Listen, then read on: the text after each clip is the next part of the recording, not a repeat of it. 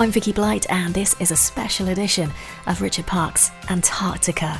We're following his attempt to ski from the Antarctic coast to the South Pole, unaided and unsupported, as fast as humanly possible.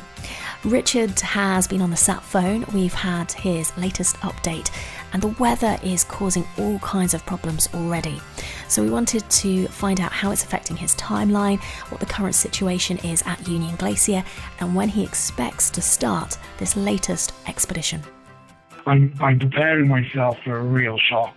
Like I said, the conditions are still really soft. There's actually a lot of really wet snow falling. I mean, even here at Union Glacier today, it's snowing, and when the snow lands on the tent, it melts and it's wet, right? It's like, and you know, that's a real challenge for equipment, and it's a real challenge for the conditions. So I'm preparing myself for a monumental first 200-300 kilometers. It's the steepest part of the route, but also, you know, from weather forecast, it's also the deepest snow. So it's going to be tough. I mean, I always knew it was going to be tough, but I'm going to have to dig really deep to have a serious shot at this.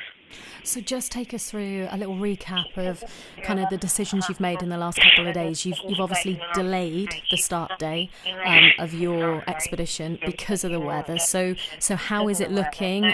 Is there going to be an improvement? Are we going to see a break in the weather?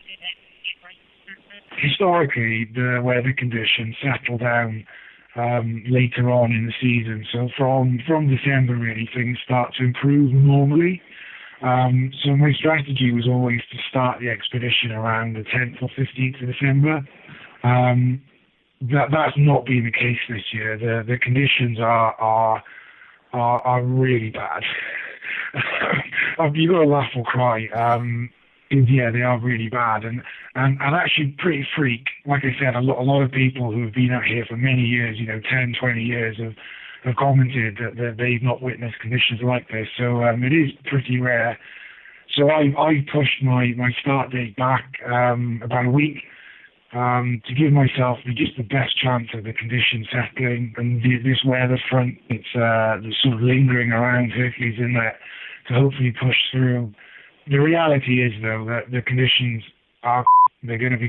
So actually now my mindset has slightly shifted to, I'm actually just going to have to get through this, and it's going to be really, really brutal. But once I'm through the first 200-300 kilometers, it's looking like conditions settle down a bit, and the snow conditions sort of harden. There's multiple factors, you see. There's the weather conditions, which is relative to cloud cover, height of cloud cover, amount of precipitation, the type of precipitation, whether it's wet with a lot of humidity and moisture, or whether it's dry snow. And this impacts the snow under the skis, and that could be deep snow, shallow snow, soft snow, dry snow. And this all impacts, obviously, the glide and how quickly you can move through the terrain. And, finally, you add the incline of the slope into this, and obviously the wind. And it's a real complex situation to manage. And it's just about making the best decisions that I have with imperfect data. And that's all I can do. So I pushed it back as late as I feel comfortable doing, and I hope to get a flight to Hercules Inlet or drop off to Hercules Inlet in the next day or two, and then start, within the next 3 to 6 days. Obviously, there are lots of expeditions on the ice at the moment, each with a spectrum of skills and experience. So it's really easy to sort of, hear some of the horrific updates coming in, that the terrain is so hard and people aren't making, the mileage they want to. And it's trying to filter that to actually, to relate that to their experience and to my experience. And, it's tough, right? I guess it's like waiting in the changing room and, people telling you your opposite number's amazing and, he's this and he's that and he's super fast and, he's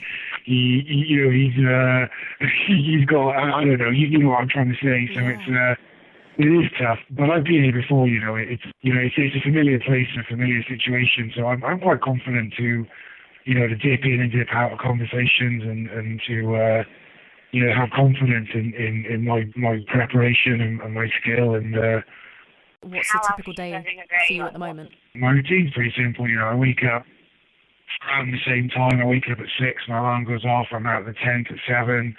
Eat breakfast. I'm not eating in my tent. I have breakfast in the communal dining tent. And then in the mornings, I try and get out for 3, 4, 5 hours, skiing a half marathon loop, or like I said, sometimes doing a little bit extra, but back in mid-afternoon, and then further tweaking and evaluating my kit, getting another weather update, and it's part of it has actually been really useful. It's been really useful to fine-tune my equipment. The conditions are still pretty poor out here. I mean, they're still really poor. In fact, people who've been out here for 10 years said they've never seen anything like it. But that's really focused my mind to minimise my equipment and my weight. So since I've been out here, I've shed a further 3 or 4 kilos off my equipment, which has been a huge confidence boost. And then it's dinner, and then I'll send a few texts home and hopefully try and stay in contact and then get some sleep and start it all again.